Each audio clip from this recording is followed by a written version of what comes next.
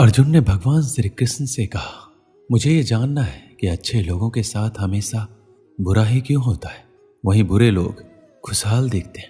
अर्जुन के मुंह से ऐसी बातें सुनकर श्री कृष्ण मुस्कुराए और कहा, मनुष्य जैसा सोचता है और महसूस करता है वैसा कुछ नहीं होता है, बल्कि अज्ञानता की वजह से वो सच्चाई नहीं समझ पाता है। भगवान तुम्हारे कर्मों को नजरअंदाज कर रहे हैं, ये बिल्कुल भी सत्य नहीं है। भगवान हमें कब क्या किस रूप में दे रहा है मनुष्य को समझ में नहीं आता, मगर आप अच्छे कर्म करते रहे तो भगवान की कृपा हमेशा बनी रहती है। इसलिए अपने अच्छे कर्मों को बदलना नहीं चाहिए, क्योंकि इसका फल हमें इसी जीवन में मिलता है। इसलिए मनुष्य का फर्ज है कि वो हमेशा अच्छे कर्म करते रहे, क्योंकि श्री कृष्ण ने गीता में भी बताया है, किसी के द्वारा किया गया कर्म बेकार नहीं जाता, चाहे वो अच्छा हो या बुरा। आप कितने भी अच्छे कर्म कर लो, लेकिन समाज आपके बुरे कार्यों को ही सदैव याद रखता है। इसलिए लोग क्या कहेंगे ये सोचने से बेहतर है कि आप अपना कर्म करें।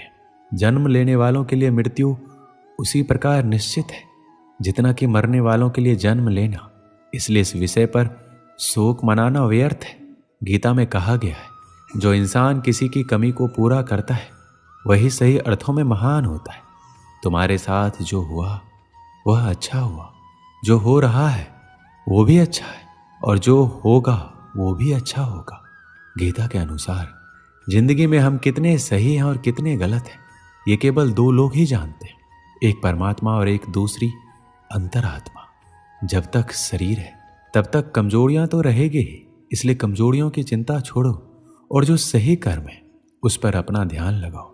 श्री कृष्ण अर्जुन से कहते हैं, तुम भला क्यों रोते हो?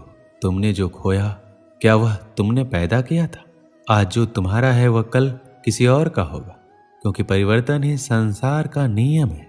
किसी का अच्छा ना कर सको तो बुरा भी मत करना, क्योंकि दुनिया कमजोर है लेकिन दुनिया बनाने वाला नहीं है। यदि कोई व्यक्ति विश्वास के साथ इच्छित वस्तु को लेकर नित्य चिंतन करता है तो वह जो चाहे वह बन सकता है। सच्चा धर्म यह है कि जिन बातों को इंसान अपने लिए अच्छा नहीं समझता उन्हें दूसरों के लिए भी प्रयोग ना करे। कोई भी व्यक्ति अपने विश्वास से बनता है, वह जैसा विश्वास करता है उसी अनुरूप बन जाता है। मन अशांत है और उसे नियंत्रित करना कठिन है, लेकिन अभ्यास से इसे वश में किया जा सकता है। मेरे लिए समस्त प्राणी समान है, ना कोई मुझे अत्यधिक प्रिय है ना ही कम, लेकिन जो मेरी भक्ति पूरे मन से करते हैं मैं सदैव आवश्यकता पड़ने पर उनके काम आता हूं। मन की शांति से बढ़कर इस संसार में कोई भी संपत्ति नहीं है। जो मनुष्य फल की इच्छा का त्याग करके केवल कर्म पर ध्यान देता है वह अवश्य ही जीवन में सफल होता है। जो व्यक्ति क्रोध करता है उसके मन में भ्रम पैदा होता है, जिससे उसका बौद्धिक तर्क नष्ट हो जाता है और तभी व्यक्ति का धीरे धीरे पतन होने लगता है। जब इंसान की जरूरत बदल जाती है तब इंसान के बात करने का तरीका बदल जाता है। जीवन में सफलता का ताला दो चाबियों से खुलता है, एक कठिन परिश्रम और दूसरा दृढ़ संकल्प। कठिन परिश्रम से बचने के लिए व्यक्ति को भाग्य और ईश्वर का इच्छा जैसे बहानों के बजाय चुनौतियों का सामना करना चाहिए। गीता में कहा गया है, कोई भी अपने कर्म से भाग नहीं सकता, कर्म का फल तो भुगतना ही पड़ता है। मनुष्य को अपने कर्मों के अच्छे और बुरे फल के विषय में सदैव सोचकर चिंताग्रस्त नहीं होना चाहिए। जो मनुष्य प्रतिदिन खाने, सोने और आमोद प्रमोद के कार्यों में लिप्त रहता है वह नियमित तौर पर योगाभ्यास करके समस्त क्लेशों से छुटकारा पा सकता है। जब इंसान अपने काम में आनंद खोज लेते हैं तब वह पूर्णता प्राप्त करते हैं। श्रीमद् भागवत गीता का मुख्य उद्देश्य मानव कल्याण करना है, इसलिए प्रत्येक मनुष्य को सदैव मानव कल्याण की ओर अग्रसरित रहना चाहिए। श्री कृष्ण कहते हैं, माफ करना और शांत रहना सीखिए, ऐसी ताकत आप बन जाओगे कि पहाड़ भी रास्ता देंगे। व्यक्ति को अपनी इंद्रियों को वश में रखने के लिए बुद्धि और मन को नियंत्रित रखना होगा। जो होने वाला है वो होकर ही रहता है और जो नहीं होने वाला है कभी नहीं होता। ऐसा निश्चय जिनकी बुद्धि में होता है उन्हें चिंता कभी नहीं सताती है। किसी भी व्यक्ति को ना तो समय से पहले और ना ही भाग्य से अधिक कुछ मिलता है, लेकिन उसे सदैव पाने के लिए प्रयत्नशील रहना चाहिए। इंसान हमेशा अपने भाग्य को कोसता है, ये जानते हुए भी कि भाग्य से भी ऊंचा उसका कर्म है जिसके स्वयं के हाथों में है। व्यक्ति को आत्मज्ञान के माध्यम से संदेह रूपी अज्ञानता को समाप्त करना चाहिए। श्री कृष्ण कहते हैं, मैं उन्हें ज्ञान देता हूं जो सदा मुझसे जुड़े रहते हैं, जो मुझसे प्रेम करते हैं। सत्य कभी दावा नहीं करता कि मैं सत्य हूं, लेकिन झूठ हमेशा दावा करता है कि सत्य मैं ही हूं। परिवर्तन संसार का नियम है। समय के साथ संसार में हर चीज परिवर्तन के नियम का पालन करती है। हालांकि मैं भूत, भविष्य और वर्तमान काल के तीनों जीवों को जानता हूं, लेकिन मुझे वास्तव में कोई नहीं जानता। मनुष्य जिस रूप में ईश्वर को याद करता है, ईश्वर भी उसे उसी रूप में दर्शन देते हैं। सज्जन व्यक्तियों को सदैव अच्छा व्यवहार करना चाहिए, क्योंकि इन्हीं के पद चिन्हों पर समान व्यक्ति अपने रास्ते चुनता है। जो मनुष्य जिस देवता की विश्वास के साथ भक्ति करता है, मैं उस व्यक्ति को उसी देवता में दृढ़ता बढ़ा देता हूँ। सभी काम छोड़कर बस भगवान में पूर्ण रूप से समर्पित हो जाओ। मैं तुम्हें सभी पापों से मुक्त कर दूंगा। मैं सभी प्राणियों के हृदय में विद्वान हूँ। जो व्यक्ति मृत्यु के दौरान मेरा नाम लेता है, वह सदैव मेरे ही धाम को प्राप्त होता है। तुम बिना किसी कारण के चिंता करते हो और बेवजह घबराते हो। तुम तो आत्मा हो जिसे ना तो कोई मार सकता है और ना ही जला सकता है। यही जीवन की सच्चाई है जिसे प्रत्येक व्यक्ति को जानना चाहिए। ना तो ये शरीर तुम्हारा है, ना ही तुम इस शरीर के मालिक हो। ये शरीर 5 तत्वों से बना है, आग, जल, वायु, पृथ्वी और आकाश। एक दिन ये शरीर इन्हीं 5 तत्वों में विलीन हो जाएगा। श्री कृष्ण कहते हैं, जीवन में समय चाहे जैसा भी हो, अपनों का साथ बड़ा आवश्यक होता है।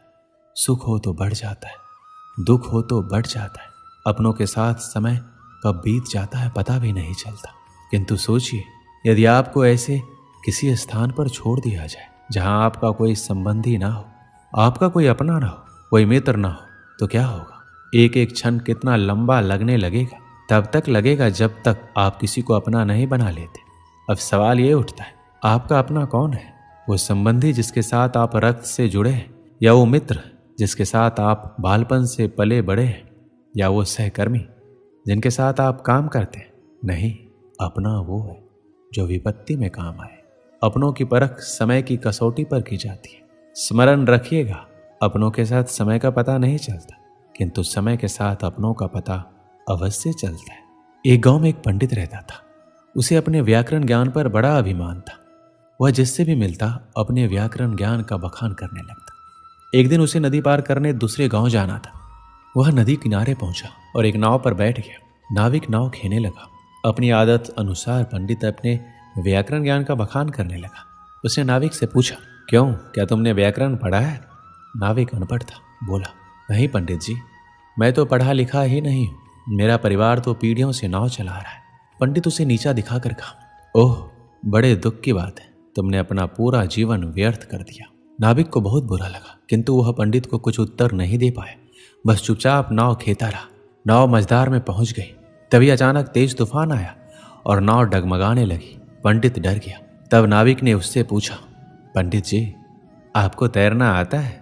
घबराए पंडित ने उत्तर दिया, नहीं।